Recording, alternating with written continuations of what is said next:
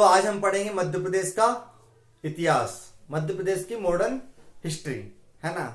तो मध्य प्रदेश की modern history में हम क्या पढ़ेंगे? सबसे पहले पढ़ेंगे हम महाकौशल विद्रोह।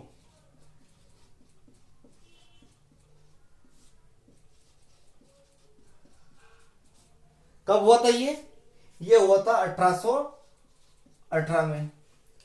सबसे पहले हम पढ़ेंगे 1818 का महाकौशल विद्रोह। उसके बाद पढ़ेंगे हम क्या? सीहोर विद्रोह। सीहोर विद्रोह, ठीक है।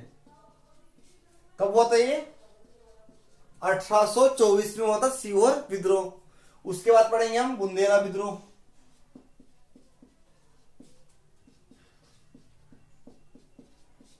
कब हुआ था?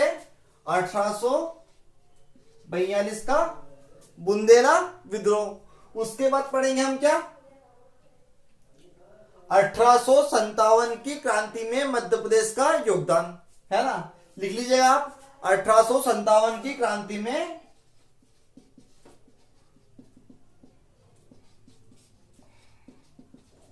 मध्य प्रदेश का योगदान। 1857 की क्रांति में मध्य प्रदेश का योगदान और 1857 की क्रांति के बाद मध्य प्रदेश।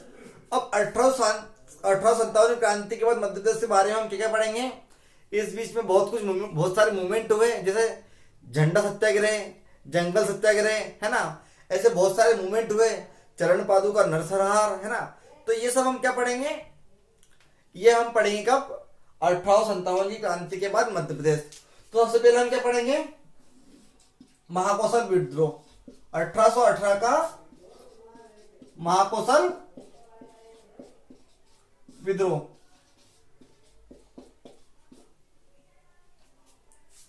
1818 में क्या हुआ था? महाकौशल विद्रोह। और महाकौशल विद्रोह होने का कारण क्या था? महाकौशल विद्रोह होने का सिर्फ एक ही कारण था कि जो महाकौशल विद्रोह है वो किस किस में हुआ था? वो हुआ था अंग्रेज और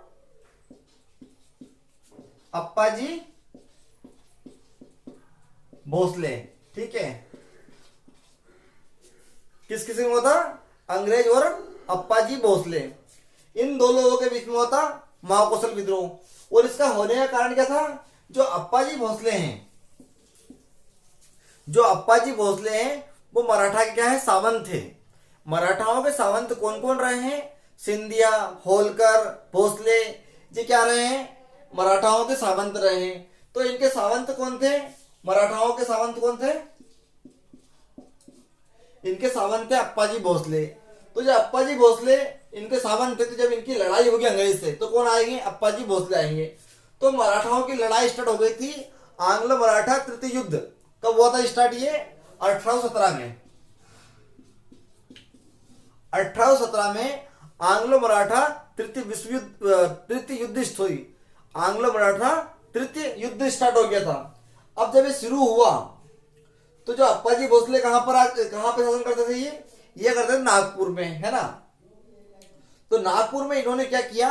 1818 में अंग्रेजों पे अटैक कर दिया, है ना। तो अंग्रेजों पर अटैक किया तो अंग्रेज और इन दोनों के बीच युद्ध कहां हुआ था? सीता बर्डी की पहाड़ी पर। सीता बर्डी की पहाड़ी पे अंग्रेज और अप्पाजी भोसले का क्या हुआ था? युद्ध हुआ था। तो इसमें किसकी जीत हुई थी? इसमें अंग्रेजों की जीत हुई थी। और अप्पाजी भोसले हैं वो कहां चले गए थे? राजस्थान के राजा राजस्थान में जोधपुर रियासत के राजा के यहाँ पर ये भागकर चले गए थे। उसके बाद में ये वहीं पर इन्होंने शरण ली। तो जो महाकौशल विद्रोह था ये किन किन के बीच में हुआ था? अंग्रेज और अप्पाजी भोसले के बीच में। क्यों हुआ था? क्योंकि आंग्ल मराठा तृतीय युद्ध शुरुआत की स्टार्ट हो गया था 1817 में। तो इनके सावंत थे अप्पाजी भोसले, तो इन्होंने नागपुर में अंग्रेजों के ऊपर अटैक कर दिया था। तो ये हमारा क्या हो गया? 1818 का महाकौशल विद्रोह। अब हम पढ़ेंगे क्या? अब हम पढ़ेंगे सीहोर विद्रोह।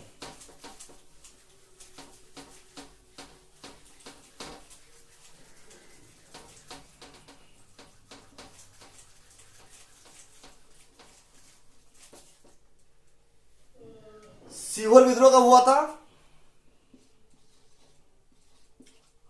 1824 में हुआ था।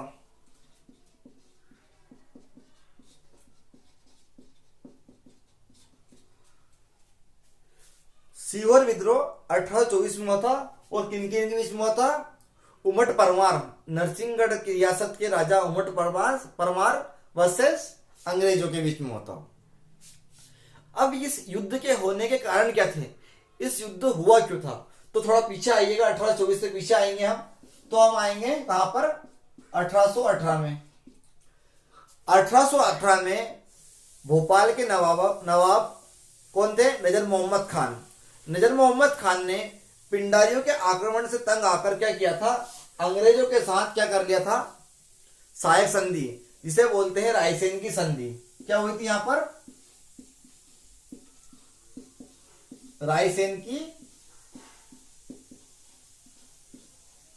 इस रायसेन की संधि के अकॉर्डिंग क्या हुआ था कि जो भोपाल रियासत है और उसके अंतर्गत जितनी भी रियासतें हैं, जैसे कि उस समय कौन कौन सी रियासत आती थी?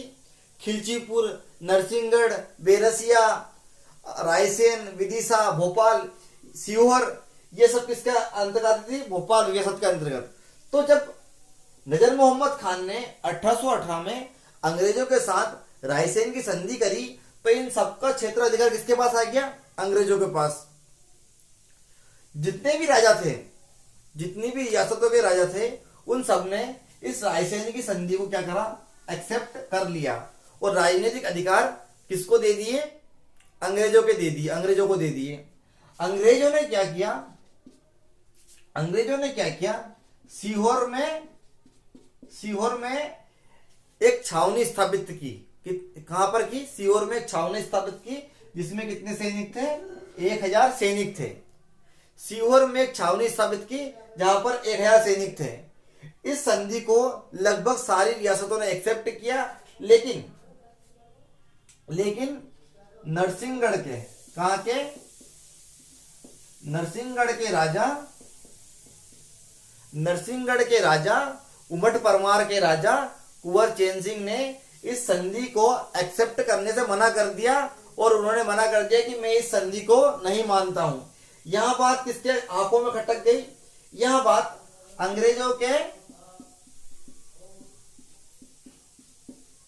अंग्रेजों को पची नहीं, और वो जो नरसिंहगढ़ का राजा था वो किसकी आंखों में चुभने लगा? वो चुभने लगा, अंग्रेजों की आंखों में चुभने लगा, है ना। तो उन्होंने क्या किया? अंग्रेज जो बहुत शातिर थे, अंग्रेज जो थे वो बहुत शातिर थे। उन्होंने क्या किया था? हर रियासत में क्या होता है? दरबार होते हैं, वहां पे दरबारी लोग रहते हैं। तो प्रत्येक रियासत में अंग्रेजों ने 1-2 दरबारियों को खरीद रखा था। तो इस प्रकार से जो नरसिंहगढ़ रियासत है, यहाँ पर 2 दरबारी थे। क्या नाम था उनका? एक का नाम था रूपराम बोहरा और एक का नाम था आनंद बख्शी। जो नरसिंहगढ़ रियासत की सारी जानकारी किसको देते थे? अंग्रेजों को देते थे। यहां पर जब नरसिंहगढ़ के राजा को पता चली, किसको? कुंवर चैन सिंह को, तो कुंवर चैन सिंह ने दोनों की हत्या कर दी। किसकी? रूपराम बोहरा और आनंद बख्शी दोनों की हत्या कर दी। किसने? नरसिंहगढ़ के राजा कुंवर चैन सिंह ने। फिर क्या हुआ? जब कुंवर चैन सिंह ने रूपराम बोहरा और इसकी हत्या कर दी आनंद बख्शी की, तो रूपराम बोहरा के भाई ने क्या किया? कोलकाता में इसकी शिकायत कर दी। कोलकाता में इसकी शिकायत कर दी। किसकी? कुंवर चैन सिंह की शिकायत कर दी कि मेरे भाई को किसने मारा? जो कोलकाता में गवर्नर जनरल थे उनके पास जाकर शिकायत कर दी रूपराम बोहरा के भाई ने कि मेरे भाई को किसने? उमट परमार कुंवर चैन सिंह ने मार दिया। जो गवर्नर जनरल थे उन्होंने क्या? अंग्रेजों का एक यहाँ पर सीहोर में छावनी थी, यहाँ का जो प्रभारी अधिकारी था वो तो उसका नाम क्या था? मेडाक को निर्देश दिए कि इस मैटर को देखो, है ना। तो जब मेडाक ने क्या किया? मेडाक ने उमट परमार के राजा किसको? कुंवर चैन सिंह को बुलाया और बेरसिया में इन्होंने क्या की? इन्होंने बैठक की, मीटिंग बुलाई और कुंवर चैन सिंह से बोला कि आपके खिलाफ रूपराम बोहरा और आनंद बख्शी की मृत्यु का आपके ऊपर आरोप लगाया गया है। यदि आप इन आरोपों से बचना चाहते हो तो हमारी शर्तों को आप मान लीजिए। तो उन्होंने बोला, किसने, कुंवर चैन सिंह ने, आपकी शर्तें क्या है।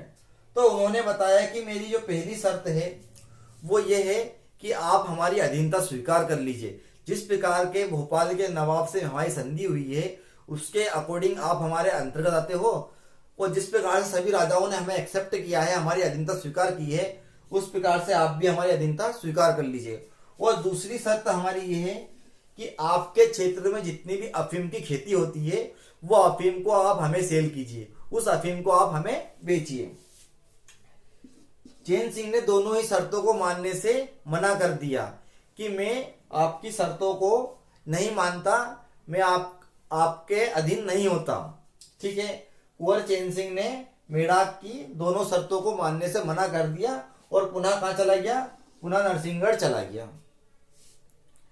अब क्या हुआ, मेड़ाक ने निर्देश दिए कुंवर चैन सिंह को कि आपको शिवर बुलाया जाता है, आपसे फिर से बातचीत की जाएगी। कुंवर चैन सिंह को इस बारे में पता था कि वहां पर कुछ ना कुछ होने वाला है, और उनके पास थे कितने सैनिक, कुंवर चैन सिंह के पास थे 43, है ना। ये 43 सैनिकों को लेकर कहां पर पहुंचा, सीवर पहुंचा, और सीवर में अंग्रेजों के पास थे कितने, 1000 सैनिक थे, और तोप, गोला बारूद, बंदूकें किनके पास थी, अंग्रेजों के पास थी। और इनके पास क्या था, सिर्फ तलवारें थी, इनके पास कोई तोप नहीं था, कोई बंदूकें नहीं थी, कोई गोला बारूद नहीं था। फिर भी नरसिंहगढ़ के राजा कुंवर चैन सिंह बेझिझक, बेडरे, डरे नहीं, बिल्कुल भी नहीं, और कहां पहुंच गए, सीवर पहुंच गए। अंग्रेज ने फिर पूछा नरसिंहगढ़ के राजा कुंवर चैन सिंह से, क्या आप हमारी जो शर्तें हैं उनको, आप हमारी शर्तों को एक्सेप्ट करते हो। तो कुंवर चैन सिंह ने बोला कि मैं आपकी शर्तों को एक्सेप्ट नहीं करता। फिर क्या हुआ, कुंवर चैन सिंह और अंग्रेजों के बीच, प्रभारी अधिकारी मेड़ाक के बीच घमासान युद्ध हुआ। ये युद्ध कहां पर हुआ, ये युद्ध हुआ सीवर में। सीवर में कहां पर, दशहरा बाग में। दशहरा बाग में मेड़ाक, और वहां पर है कौन सी, लोटिया नदी है, दशहरा बाग लोटिया नदी के पास अंग्रेज और नरसिंहगढ़ के राजा कुंवर चैन सिंह के पास के बीच में घमासान युद्ध हुआ, और इन्होंने भी वीरता पूर्वक क्या किया, सभी को मारा। इधर इनके पास में गोला बारूद तोपें थी, और इनके पास में से तलवारें थी। इसके कितने, 43 साथी थे, 43 साथियों ने घमासान युद्ध किया, कई घंटे युद्ध चला। ये कहा जाता है कि जो अंग्रेज थे, है ना, उनके पास एक तोप थी, कि क्या, कौन सी तोप थी, अष्ट धातु तोप, मतलब 8 धातुओं से बनी हुई तोप थी। जब नरसिंहगढ़ के राजा कुंवर चैन सिंह ने देखा कि इस तोप से बहुत हमले हो रहे हैं, तो उन्होंने तोप, अपनी तलवार से तोप पर वार कर दिया, जिससे उनकी तलवार तोप में फंस गई। तो जो तोपची था, उन्होंने कुंवर चैन सिंह की गर्दन उड़ा दी। तो ये कहा जाता है कि कुंवर चैन सिंह की गर्दन वहीं पर जमीन पर गिर गई, और उनका धड़, उनका घोड़ा लेकर नरसिंहगढ़ पहुंच गया था। कहां पर पहुंच गया था, धड़ को लेकर कौन नरसिंहगढ़ पहुंच गया था। उनका घोड़ा, उनकी जो गर्दन थी वो रणभूमि पड़ी हुई थी, कहां पर, दशहरा बाग में। और अंत में विजय अंग्रेजों की होती है, और कुंवर चैन सिंह और उनके 43 साथियों की क्या हो जाती है, मृत्यु हो जाती है, और अंग्रेज जीत जाते हैं। ठीक है, इस युद्ध में मेड़ाक, अंग्रेज की विजय होती है और अंग्रेज जीत जाते हैं। अब कुछ और फैक्ट याद कर लीजिए। 24 जुलाई, कब, 24 जुलाई 1824 को ये युद्ध हुआ था। कब हुआ था, 24 जुलाई 1824 को ये युद्ध हुआ था। और इस दिन हमारी मध्य प्रदेश सरकार कौमी एकता दिवस मनाते हैं। ये कौमी एकता दिवस मनाने का रीजन क्या था कि जो 43 लोग थे, इसमें हिंदू थे, मुसलमान थे, कई तरह के लोग थे, बहादुर सिंह और कई लोग थे इसमें, जिसमें मुस्लिम थे और हिंदू थे। ये सब एक होकर अंग्रेजों से लड़े हैं, इसलिए इसको क्या बोलते हैं, कौमी एकता दिवस के रूप में इस दिन को मनाया जाता है। उसके बाद में 2015 से, कब से, 2015 से 24 जुलाई के दिन हर पुण्यतिथि पर चैन सिंह कहां पर, दशहरा बाग में इनको गॉड ऑफ ऑनर से सम्मानित किया जाता है। किनको किया जाता है, चैन सिंह को।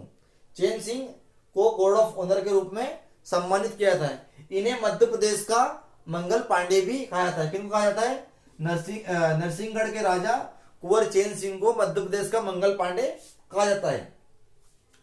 ठीक है, इस प्रकार से इसके इतने फैक्ट थे।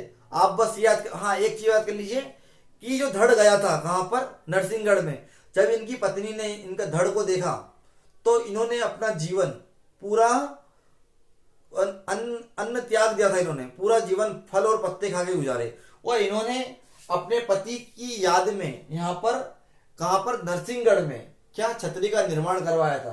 कहां पर, चारबाग, कहां पर, नरसिंहगढ़ में इन्होंने छतरी का निर्माण करवाया था। और दशहरा बाग में क्या है, इनकी समाधि, सीवर में इनकी समाधि है। और छतरी कहां पर है, नरसिंहगढ़ में, किसकी, कुंवर चैन सिंह की। तो इस प्रकार से सीवर का जो युद्ध था वो समाप्त होता है। अब हम नेक्स्ट क्लास में क्या पढ़ेंगे, नेक्स्ट क्लास पढ़ेंगे हम बुंदेला